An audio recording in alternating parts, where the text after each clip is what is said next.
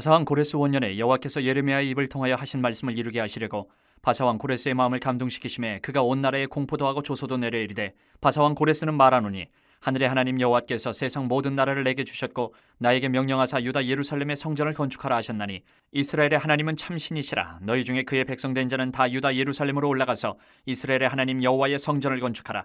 그는 예루살렘에 계신 하나님이시라. 그 남아있는 백성이 어느 곳에 머물러 살든지 그곳 사람들이 마땅히 은과 금과 그 밖에 물건과 짐승으로 도와주고 그 외에도 예루살렘에 세울 하나님의 성전을 위하여 예물을 기쁘게 드릴지니라 하였더라. 오늘 제목 좀 철학적인 제목을 정했어요. 좀 쉬운 걸로 하려고 그랬는데 어떻게 좀 잘 안 나와 아이디어가. 이거는 제목이 고난과 성숙의 미학. 미학이 뭐지? 이걸 어떻게 설명을 해야 될지 모르겠어요. 고난과 성숙. 고난 당해봤어요? 하빈이, 제일 어린 하빈이, 제일 젊은, 어린이 아니고 제일 젊은, 세상을 제일 조금 산 하빈이 지금 나이가 몇 살? 13? 14. 14년 인생에 고난이 있었어. 네가 기억하는 고난. 이거는 진짜 고난이야. 코로나. 되게 힘들었구나. 원규는 14년에서 3년을 더한 인생에서 고난이라고 말할 수 있는 게 있었어. 네가 생각할 때, 원규가 판단할 때 이건 내 인생에 그냥 아픔, 어려움이 아니고 고난이. 고난은 좀 무게가 있잖아, 그 말이. 없어. 코로나도 그렇게 안 느껴보니까. 정인회 자매, 고난이라고 말할 것까지는 아직까지는 없었어. 좀 어려움이라고 말할 것까지는 좀 있었지. 항상 평탄하지는 않으니까. 오늘은 여기서 혹시 대전의 야구팀, 프로야구팀 이름이 뭔지 아는 사람? 좀 관심 있네. 원기도 알았어? 야구를 좋아해? 그냥 알기만 하는 거야? 여성들은 또 야구를 그다지 좋아하지는 않아. 그죠? 그런데 좀 오래됐지. 1993년 9월 4일에 이 미국의 프로야구가 최고 세거든. 미국 프로야구. 그 중에서도 제일, 그러니까 메이저리그라고 부르지. 그 중에서도 엄청난 팀들이 많아요. 미국은 야구팀이 엄청 많은데 그 중에 제일 우승을 많이 한 최고의 팀이 뭐냐? 뉴욕은 들어봤지. 뉴욕시를 대표하는 양키스라는 야구팀이 있어요. 양키스. 그러니까 최고, 그 엄청난 메이저리그 수십 개의 야구팀 중에 최고의 팀. 네. 이 양키스의 투수가 이날 93년 9월 4일에 7번째 노히트 노런 경기를 했습니다. 노히트 노런이 뭐냐면, 설명을 해줘야 그 감이 있습니다. 투수는 던지고 타자가 나와서 딱 치고 나가잖아요. 1, 2, 3루를. 그런데 야구는 9회까지 경기란 말이야. 1회부터 9회까지 하는데 투수 한 사람이 안 바뀌고 이 투수가 1회에 나와서 9회까지 안타를 한 번도 안 맞은 거야. 안타를 한 번도 안 맞고 9회까지 한 거야. 그러니까 상대편 타자들이 1루를 한 번도 못 나가본 거야. 1루를 한 번도 못 나가. 이걸 노히트 노런이라고 해. 노히트가 뭐지? 한 번도 못 친 거. 노런은 1루까지 한 번도 달려가 나가보지 못하는 거야. 그러니까 투수가 엄청 잘 던진 거지. 1회부터 9회까지 혼자서 계속 공을 던졌는데 상대편 타자가 안타를 한 번도 못 쳤어. 1루에 한 번도 못 나갔어. 이걸 노히트 노런이야. 노히트 노런. 이거를 한 거야. 7번째 경기를 한 거야. 이 투수가. 양키스의 투수가. 투수에게 있어서 이 노히트 노런은요, 평생에 자기 투수 생활에 한 번 있을까 말까 하는 엄청난 기록이에요. 엄청난 기록. 이 대기록을 세운 투수가 바로 이 사람, 짐 에보트라는 이 사람. 그런데 이 사람의 더 유명한 것은 오른손이 없어. 손이 잘렸어. 왼손밖에 없어. 이 사진에도 나오지. 오른손 없지. 손목까지밖에 없지. 그럼 어떻게 해? 야구는 보통 한 손에 공을 잡을 수 있는 글러브를 끼고 한 손 갖고 공을 던지잖아. 근데 한 손밖에 없어. 어떻게 해? 글러브 없이 해? 아니지. 글러브를 끼고 공을 잡잖아. 날아오는 공. 근데 한 손이 없어. 이거 얼마나 엄청난 고난이야. 투수인데. 어떻게 하는 거야 도대체? 왼손밖에 없어. 오른손이 없어. 이것을 자기 나름대로 자기 너무 야구가 하고 싶은 거야. 이 지메 보트는. 자기가 나름대로 고민을 하고 어떻게 하면 내가 야구를 할 수 있을까. 자기는 공을 잘 던지는데 투수를 하고 싶은데 글러브를 못 끼는 거야. 왼손으로 공을 잘 던질 수 있는데 글러브를 끼야 공을 잡죠.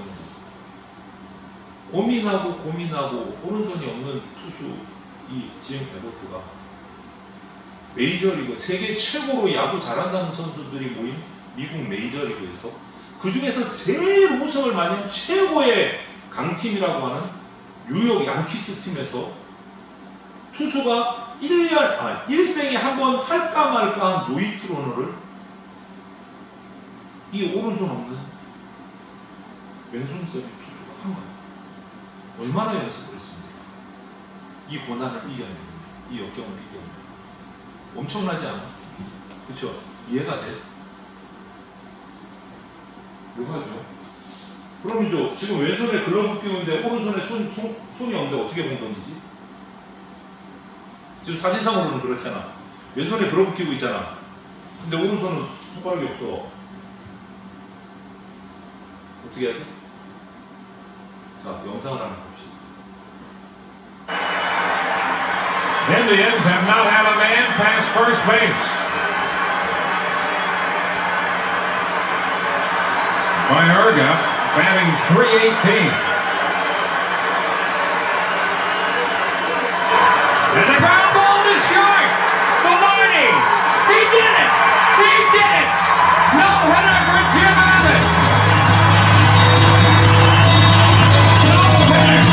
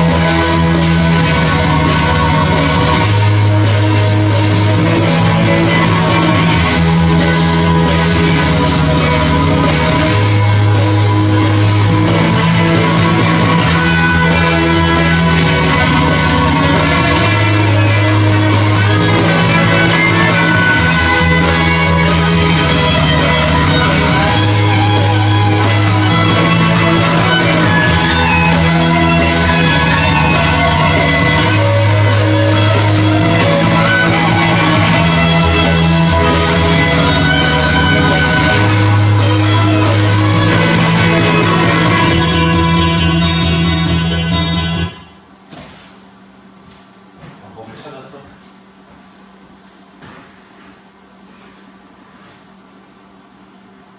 여러분, 고난이 없는 사람은 이 세상에 없어요. 정도의 차이는 있겠지. 심하고 약간 정도의 차이는 있겠지만 모든 사람이 다 고난은 있어. 그런데 이 고난이 끝나면 또 다른 고난이 찾아오는 게 우리 살감의 인생이에요. 끝날 것 같으면 또 고난이 찾아. 그래서 여러분들 사이에서도 그 정도 차이만 있지 모든 사람이 우리가 살아가면서 여러 가지 고난을 맞이하게 돼요. 고난이 없는 사람이 딱 하나 있기는 있어. 유일한 고난이 없는 사람. 죽은 사람. 세상 떠난 사람은 고난이 없어. 호흡을 하지 않으니까 그 사람이 뭐 없어. 그런데 그 사람도 고난을 살다가 죽은 거야. 고난을 살다가. 그러면 왜 이렇게 인생에 고난이 많을까? 하나님은 우리를 이렇게 생명 주시고 이 땅에 세워놓으시고 왜 이렇게 힘들게 살게 할까? 평안하게 행복하게 살게 해주시면 좋을 텐데. 그걸 고민해봐요. 고난이 고난 당하는 것으로 끝날까? 그러면 정말 슬프죠. 정말 슬프죠.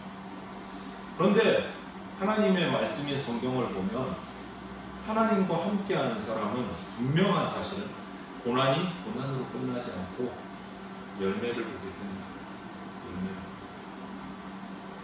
오늘 성경의 대표로 우리가 하는 것이 이제 이스라엘 백성들이 많은 고난을 받았어요.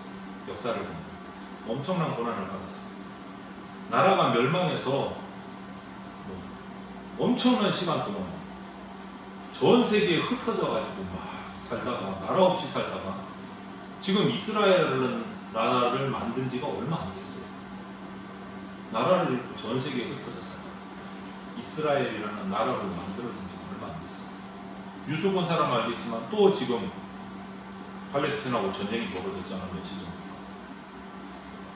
다른 나라의 포로로 끌려가기도 하고 뭐 이런 삶을 계속 살아왔어요. 우리나라도 그렇죠. 우리가 겪어보지는 않았지만 저도 겪어보지도 않았고 역사책에서만 봤지만 이제 할아버지 할머니들에게 전해 들은 정도인데, 우리나라가 일본에 36년간 나라 없는 완전히 정복당해서 이 한반도가 일본이었던 적이 있단 말이에요. 일본의 정복당해가지고 36년의 지배를 받고, 그런 것들을 생각해 보면 이스라엘이 당한 거는 조금이라도 우리는 이해할 수 있어요. 그래서 지금도 우리는 일본하고 축구 경기나 무슨 스포츠만 해도 얼마 전에 아시안 게임 있었잖아. 일본하고는 무조건 이겨야 돼. 속이 시원한 거. 그런 어떤 응어리가 아직까지 남아있잖아. 일본으로부터 당했던 그 고통, 고난에 대해서. 그래서 어른들은 그래. 일본하고 싸우는 거는 가위바위보도 절대 지면 안 된다 라고 얘기하죠. 일본에 대한 그게 남아있다. 트라우마, 고난을 당했다. 이스라엘도 마찬가지야. 그 주변에 있는 중동 국가들, 요르단이나 이집트나 뭐 시리아나 이란이나 사우디아라비아 이런 나라들로부터 엄청 공격을 받았어요. 그래서 그들과의 관계가 아직도 지금도 그래서 또 싸움이 난 거잖아. 팔레스타인은. 이런 고난, 나라 잃은 슬픔, 자기 나라가 이스라엘이라는 나라 이름은 있음에도 땅이 없어서 다 흩어져서 살아야 되는 이런 슬픔, 이것을 겪은 나라가 이스라엘이에요. 그런데 그러면 없어졌을까? 고난이 고난으로 끝나느냐? 아니요. 성경을 보면 하나님이 선택한 백성 이스라엘은 그 고난의 끝은 항상 아름다운 열매가 있었어요. 하나님을 붙들고 있었어요. 한 번은 아수르 바벨론의 포로가 된 적이 있어요. 이스라엘 역사에. 그래서 나라가 없어져. 우리나라 일본에 점령된 것처럼 없어져갖고 다 포로로 잡혀가. 바벨론으로 다 잡혀가. 그래서 70년을, 우리는 36년 일본에 포로 생활했는데 이스라엘은 바벨론에서 70년을 포로 생활한 적이 있어요. 70년. 우리보다 더 길게 했지. 정말 낙심되잖아. 앞이 캄캄하잖아. 정말 노예 생활밖에 할 게 없는 거야. 그런데 하나님께서 그 바벨론이 바사라는 나라의 정복당하게 만드셔가지고 그 바사의 고레스 왕을 하나님이 마음을 바꾸셔가지고 그냥 풀어줘. 70년만. 그냥 풀어주겠지. 그래서 너 이스라엘 너희 나라로 돌아가라. 다 풀어줘. 이스라엘 아무것도 한 게 없는데 그냥 하나님이 그 외국 마음, 왕의 마음을 돌이키셔가지고 그냥 다 자유를 줬어요. 다 이스라엘로 돌아온 거야. 다 이스라엘. 이렇게 고난 후에 하나님을 믿는 자에게는 회복의 열매를 주세요. 회복의 열매. 이스라엘은 그럼 어떤 회복이냐? 첫 번째가 하나님을 붙들고 말씀이 회복됐어. 이스라엘이 70년간 포로 생활하는 원인은 성경을 보면 하나님을 거부했어. 그리고 우상을 섬겼어. 뭐 성경 뭐 아세라, 바알, 우리로 말하면 이 막 목상으로 막 깎아놓고 부처에게 가서 절하는 식 우상을 섬겼다. 그러니까 하나님께서 벌하신 거예요. 그리고 다시 하나님께로 돌아오니까 말씀이 회복됐어. 하나님이 나라를 찾아주셨어. 오늘 읽은 에스라서의 에스라는요 사람 이름이에요. 사람 이름. 에스라는 성경학자예요. 성경학자예요. 에스라가 70년 포로 생활하는 동안 이스라엘 백성들한테 말씀 훈련을 열심히 시켰어요. 그래야 돌아갈 수 있으니까 하나님을 바로 알아야 돼요. 우상 숭배하던 백성들을, 그 노예로 있는 백성들을 말씀으로 가르쳤어요. 말씀이 회복이 되니까 고난 후에 나라가 회복이 돼요. 말씀으로.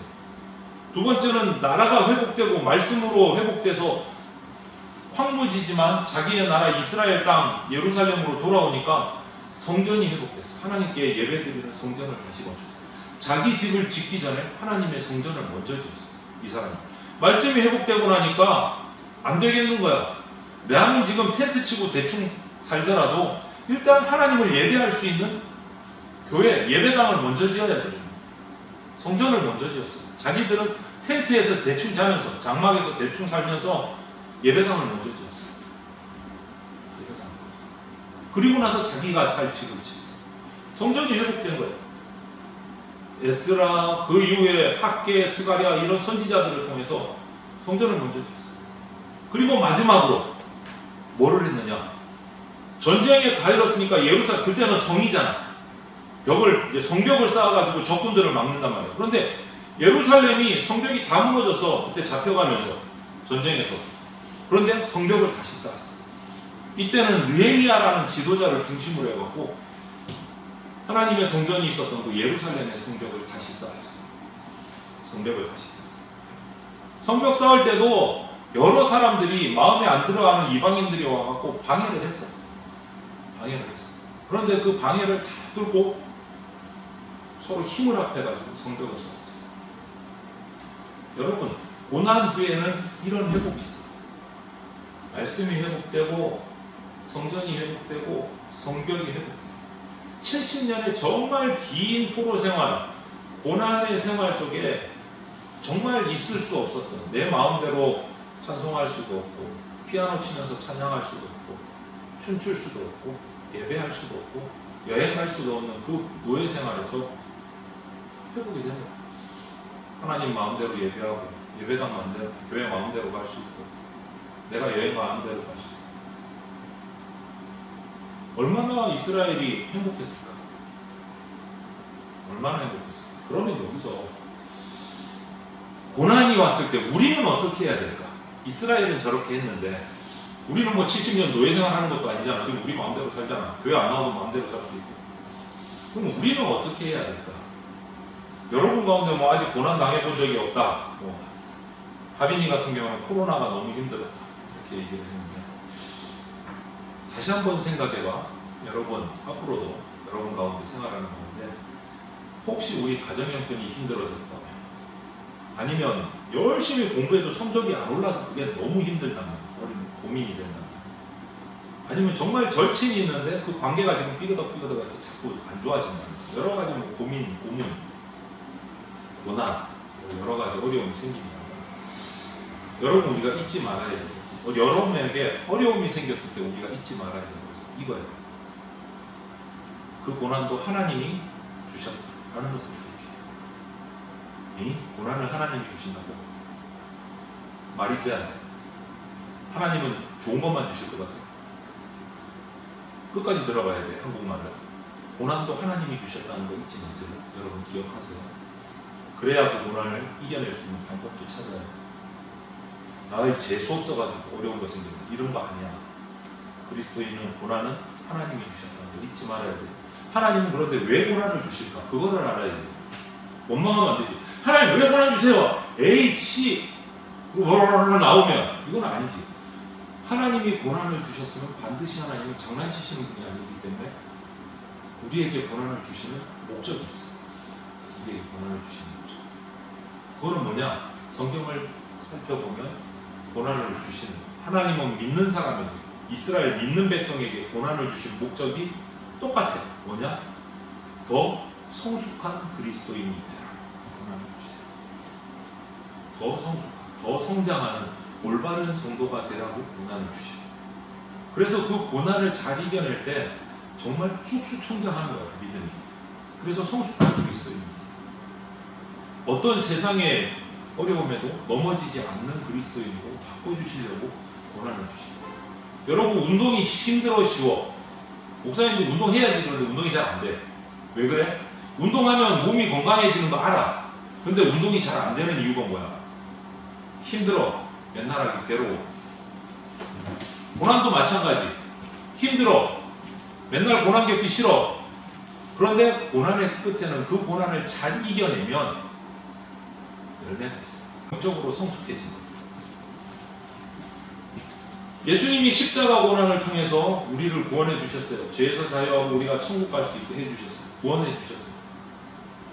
하나님은 우리의 고난을 통해서 이렇게 성숙하기를 원해요. 예수님도 십자가를 통해서 우리에게 구원을 주셨어요.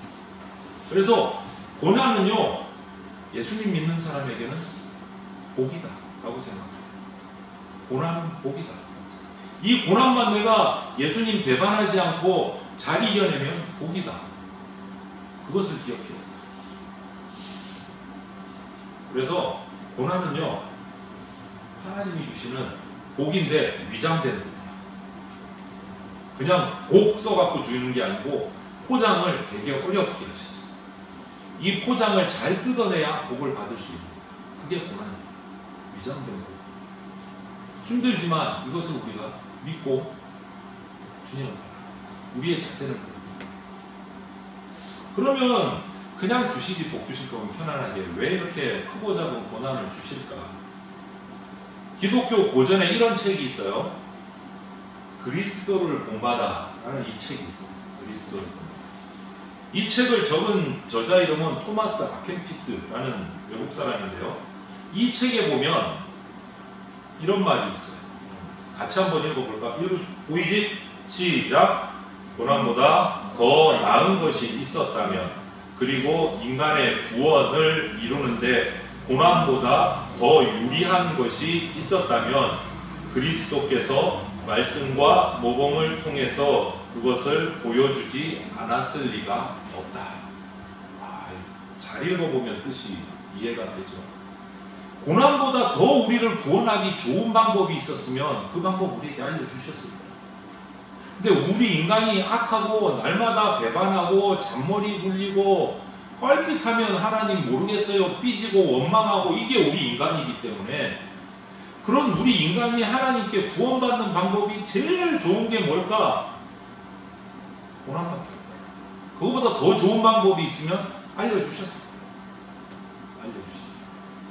고난을 통해서만이 우리가 성숙하고 변화될 수 있다. 여러분, 하나님이 여러분을 사랑하세요. 고난은 사랑하는 성도에게 하나님이 구원의 복을 주시려고 주시는 과정이에요. 연단의 과정.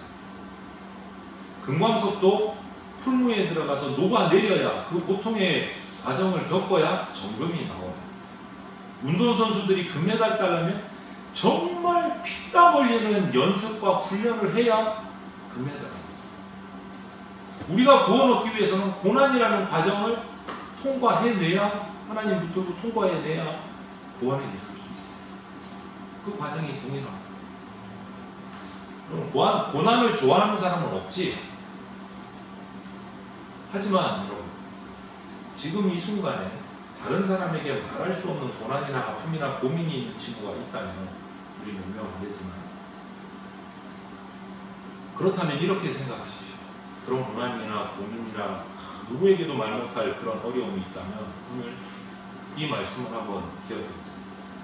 지금 여러분은 예수님을 닮아가는, 십자가의 예수님을 닮아가는 중요한 시점입니다 라는 것을 기억하십시오. 내가 예수님처럼 십자가 지고 가는 중, 이 십자가를 끝까지 놓치지 않고 지고 가야 그 끝에 부활이 있고 승천이 있고 구원이 있다. 이것을 꼭 기억하십시오. 지금 나는 고난 중에 있는 친구가 있다면 지금 나는 예수님의 십자가를 같이 지고 가는 중입니다. 예수님하고 같이 가야지. 이것을 꼭 기억하십시오. 이것을 분명하게 하면 이 고난의 끝은 뭐다? 내 믿음과 내 삶이 순수하는 정말 아름다운 열매를 맛볼 수 있다. 이것을 믿기를 바라고, 여러분이 겪는 어떤 고민과 고난 끝에 분명히 하나님 붙들고 놓지 않으면 아름다운 열매가 있다라는 것을 확신하고, 이 고난 가운데서 하나님 앞에 나와서 말씀을 읽고 묵상하고 기도하고 이 자리를 결코 놓치지 마십시오.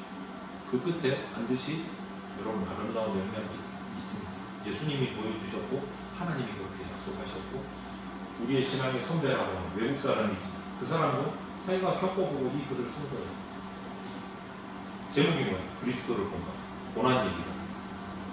예수님의 십자가를 내가 지금 따라가고 있다 하는 것을 잊지 말고 이겨내십시오. 그리고 말할 수 있는 마음의 준비가 됐다면 언제든지 담당 목사님 저한테 얘기하고 같이 기도할 수 있으면 더 좋겠습니다. 그래서 십자가를 지고 나가고 있다. 고난 끝에 하나님이 나를 위해서 축복을 준비하고 계신다. 이 십자가는 지금은 아픈 것 같지만 복이다. 위장된 복이다. 내가 이겨내리라 하고 기도하면서 그런 친구들이 다 되시기를 바랍니다. 함께 기도드리겠습니다. 사랑이 많으신 하나님 감사합니다. 우리에게 주신 고난이 그냥 고난이 아니고 하나님이 우리에게 주시고자 하는 최고의 복이 준비되어 있음을 우리가 잊지 않고 기억하게 하여 주시옵소서. 우리 친구들의 삶 가운데 다가오는 어려움과 고난들, 예수님을 믿기 위해서 살아가는데 여러 가지 부딪히는 어려움들이 주님이 우리를 성숙케 하셔서 천국으로 이끌고 구원으로 이끌고자 하는 복의 통로임을 우리가 잊지 않고 그 말씀 기억하고 항상 주님 앞에 머무르며 이 어려움, 이 고난들을 이겨내는 우리 주님의 자녀들 되게 하여 주시옵소서. 감사드리며 예수 그리스도 이름으로 기도드립니다.